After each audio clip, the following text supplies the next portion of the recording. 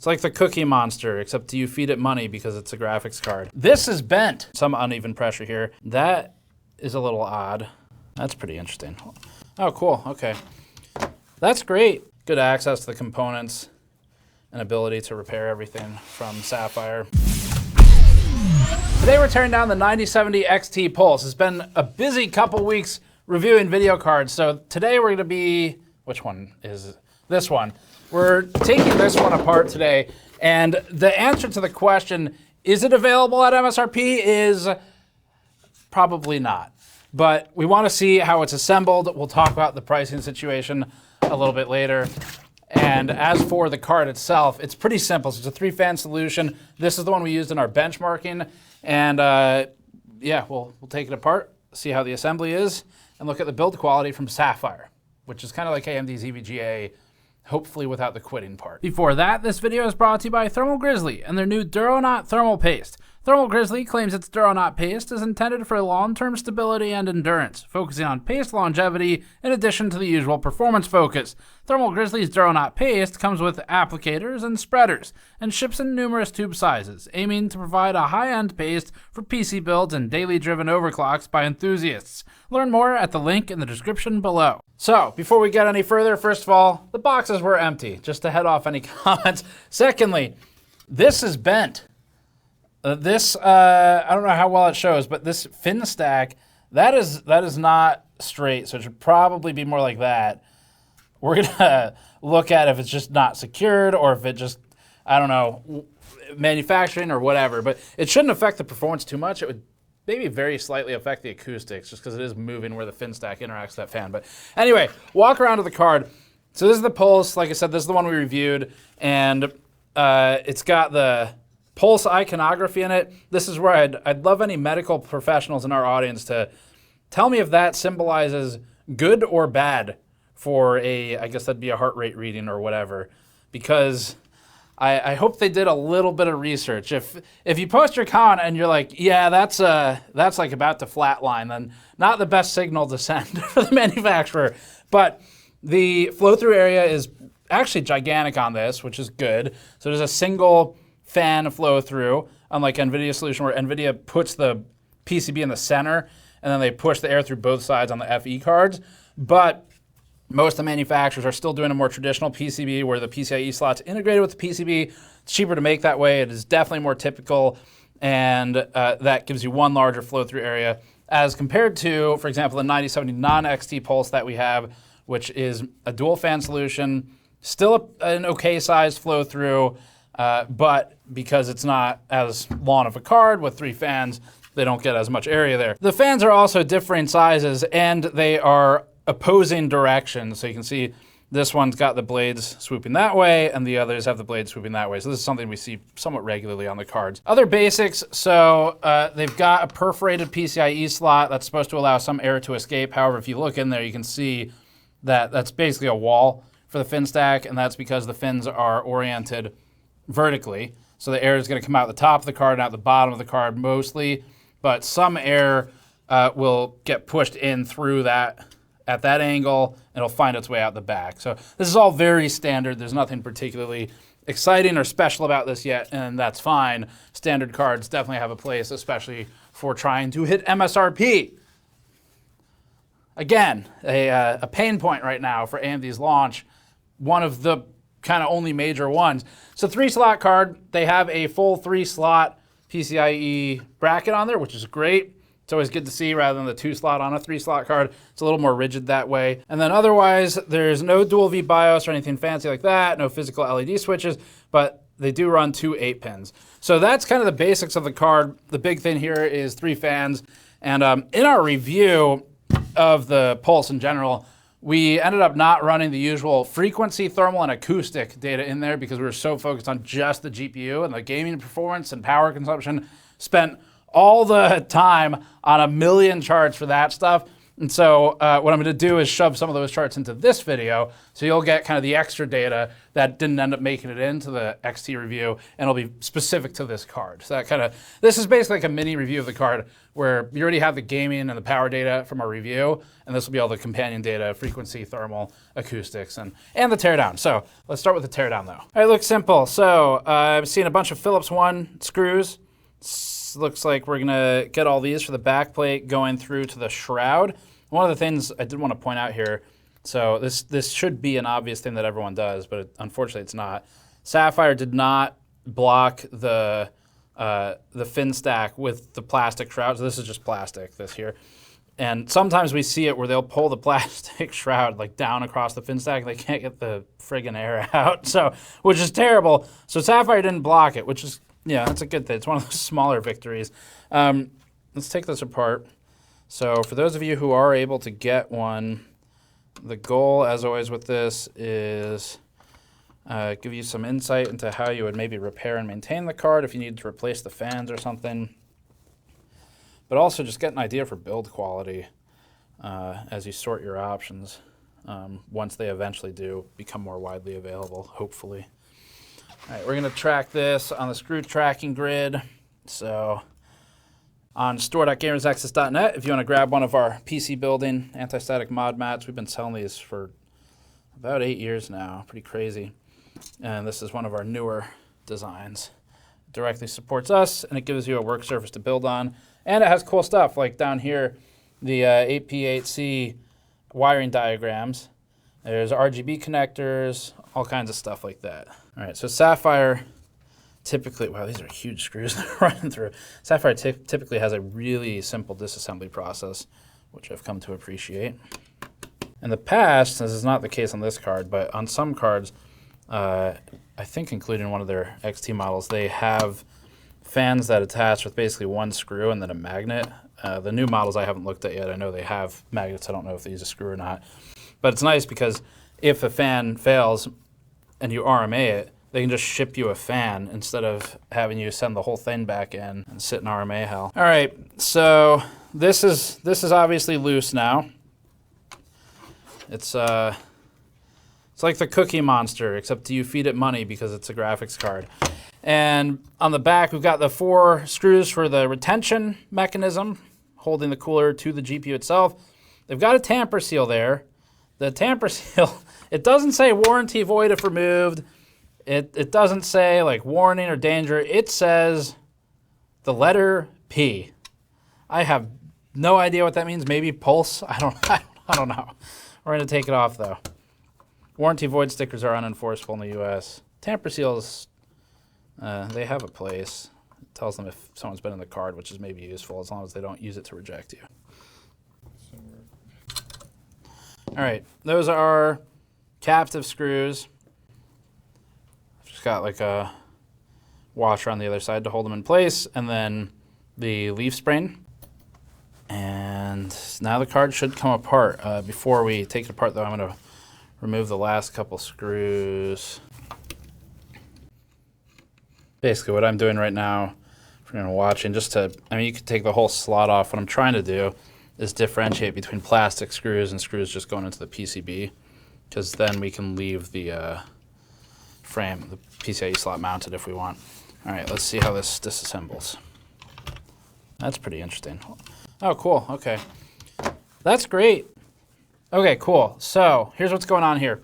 This is loose, and that's loose because I took this out.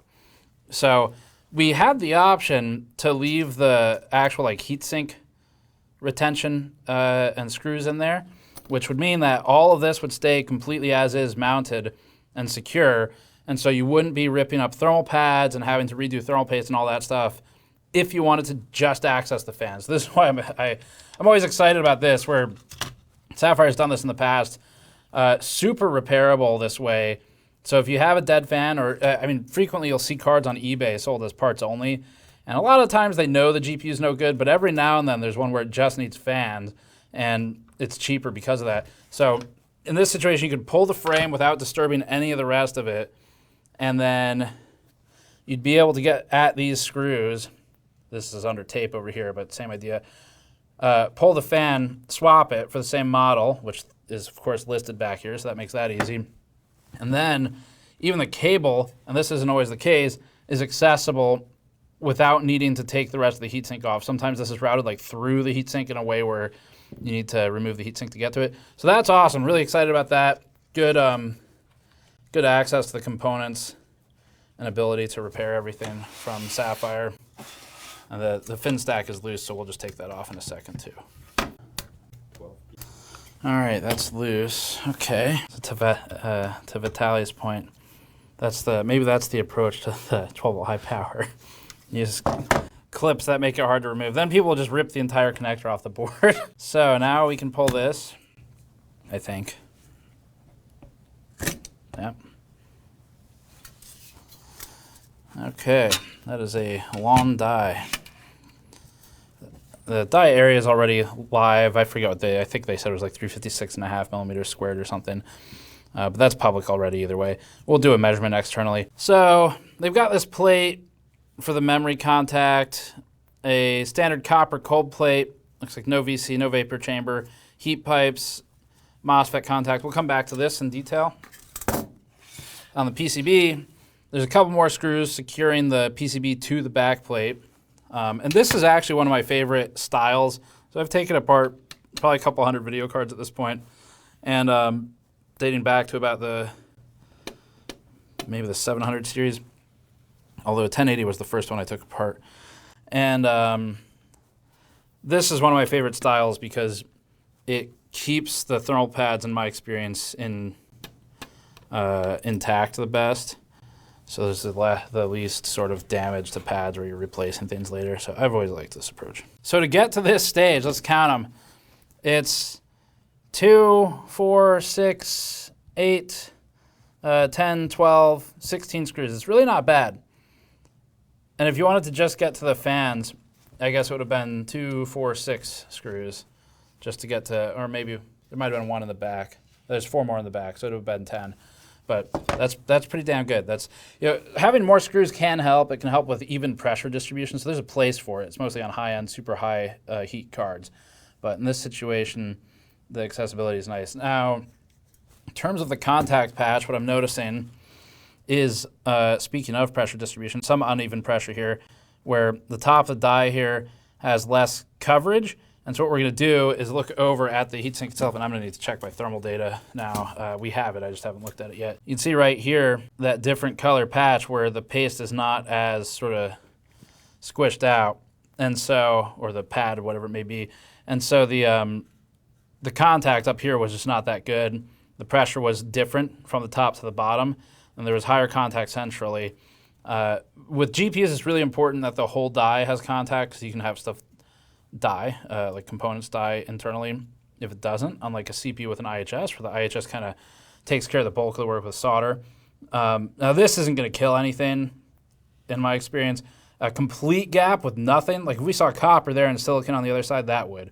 But this is just bad contact, that's all that is. And then if we look over here, some interestingness going on. Obviously just kind of standard pads. Those look like maybe 1 mil thick with some squish, some compression. That is a little odd.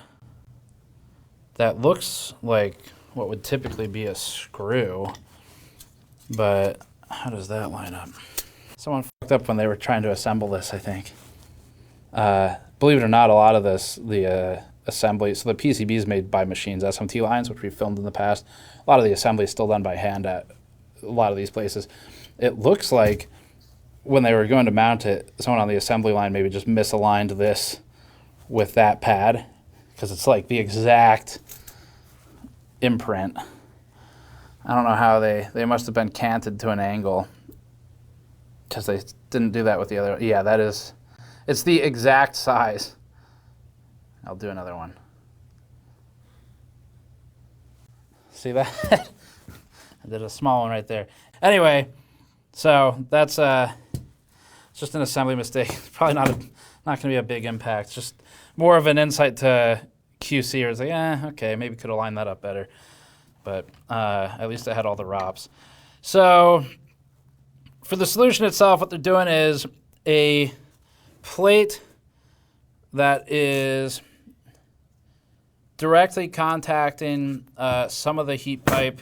So the outer edges of the heat pipe, it's going underneath through the memory, which will help with cooling. And then the cold plate, copper cold plate, obviously pretty much, I think every heat pipe makes it directly across the silicon, which is great. So there's no wasted heat pipes there. Heat pipe's the most effective part of the cooling process in that it does a phase change to get rid of the most heat. So anyway, this is pretty standard. They're sharing the same solution ultimately, which is also standard. And so over here we have contact to the MOSFETs.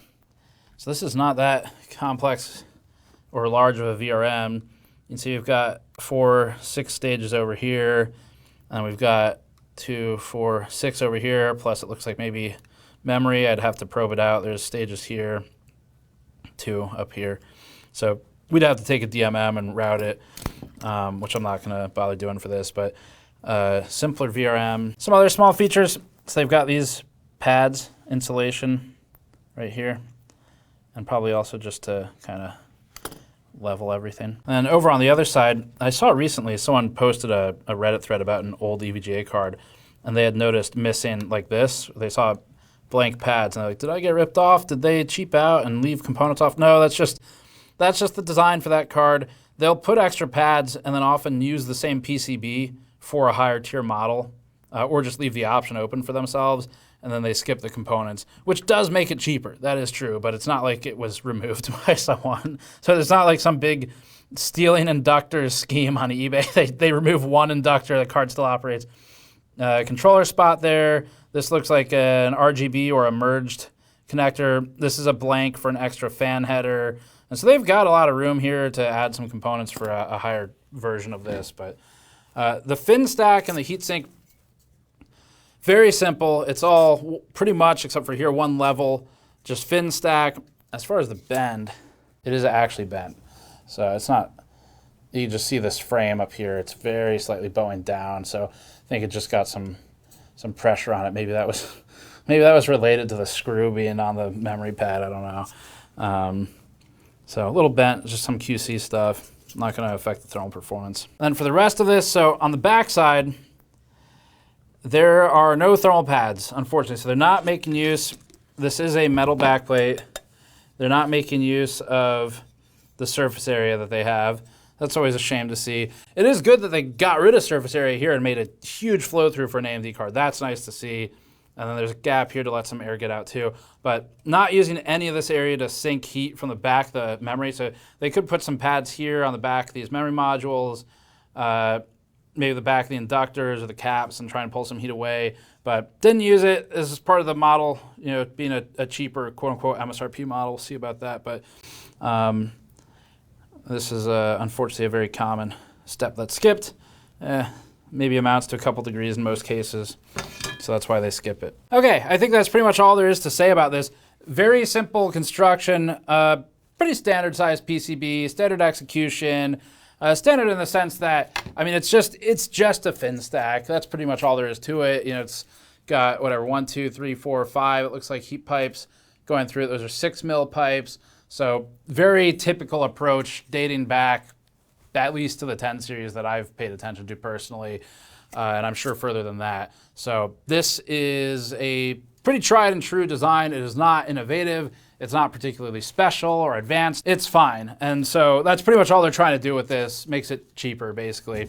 So that's going to be it for the teardown. And now we're going to go over to some of the charts. We have a review of the Yeston RX 9070 XT Sakura Sugar Atlantis OC. That's the full name, aka Waifu Edition, coming up soon with fully detailed charts. Those include this Sapphire card and the Atlantis, so we'll keep these ones shorter today in the XT Pulse review. Starting first with the RPM to thermal response, we get this chart. The Sapphire 9070 XT Pulse's GPU temperature hit 56 degrees Celsius for average temperature in a controlled ambient of 21°C. That's not bad. The hotspot ran at 81 degrees, which is also not bad in an absolute sense. Having nearly a 30-degree gap between them, though, isn't great, and we're beginning to learn that this is unfortunately common for this generation so far. In Sapphire's case, case, the reduced mounting pressure at the top of the die doesn't appear to be making a measurable difference in the hotspot to core delta, because the other two cards we've tested, they don't have the reviews up yet, but we've tested them, also exhibited this behavior, but with more even pressure on the die. It just seems to be a behavior for this generation. Either way, it's not in throttling territory, so it's still okay, but the memory temperature is a problem. It's running at 90 degrees Celsius for really no reason at all. The reason for this isn't anything beyond Sapphire's cooler design being relatively simple, and so its fan curve being as relaxed as it is becomes a problem. Here's the fan RPM plotted against these temperature values. Sapphire and AMD really need to get this situation under control for the fans. There's no reason for it to behave this erratically. VBIOS typically controls fan behavior via temperature targets, so this is within control of Sapphire, but also AMD could do more here too. The Pulse's fan blasts to 1560 RPM and holds. It drops to 1400 and holds. It then drops to 1300 for 5 seconds. Then it climbs to 1390 RPM for 30 to 40 seconds. Then it suddenly drops precipitously to 1100 RPM. Then it spikes to 1258. Then it drops to 1000. Then it climbs to 1170 RPM. And then it drops to 1130 RPM and holds for a few minutes. And then it eventually fluctuates a few more times. This is erratic behavior, and we've rarely seen fans behave like this in a fixed, ongoing, unchanging workload. Unfortunately, this is extremely noticeable as an end user because you'll hear that irregular and annoying ramp, deramp, rapidly cycling in the first 2 to 3 minutes. It'd be better if it went to a higher speed and just held. But Sapphire is running its fans too slow anyway, as shown by the 90-degree memory thermals. So because it's following the relatively low GPU temperature for the fan speed, the VBIOS isn't able to tell the fans to spin up fast enough to deal with the memory temperature. This was actually a problem on older liquid-cooled cards a long time ago, where you'd have MOSFETs and memory burnout sometimes. That's why ICX2 came to exist from EVGA, where because the core was running cool enough, the fans weren't ramping adequately. And so then you had memory and the VRM getting hot, but the card didn't quote-unquote know about that because it was following the core temperature for the fan speed. So anyway, this needs to be worked on. Tested in our Hemi-Anechoic chamber next. Here's a look at acoustics when the card was at steady state, so once the fan actually settled. Because the fans were hardly spinning during the test once they did settle, this allowed the memory to hit 90 degrees. The card was extremely quiet though. It's a little too close to our noise floor before we upgrade our microphone anyway, but we measured it at 16.5 dBA at 1 meter. The 5090 FE plot is shown for comparison here. That card also hit 90 degrees on memory, but it's running a 575 watt heat load on the core instead of 304 watts, and then also it's running louder. The Pulse is quiet, but it's too quiet. Sapphire has a ton of room to boost noise without it becoming noticeable. The typical case and CPU cooler would still cover up noise even if they increase the fan RPM here. And remember, you can always manually tune it back down as the end user if you'd rather incinerate your memory inside of a computer case instead. 90 degrees becomes 95 in a case pretty fast. Finally, here's the GPU core frequency plot. This shows the GPU hitting about 2997 megahertz at first launch of the workload, then settling around 2916 megahertz at steady state. AMD advertises, quote, up to 2970 megahertz, end quote, in the spec.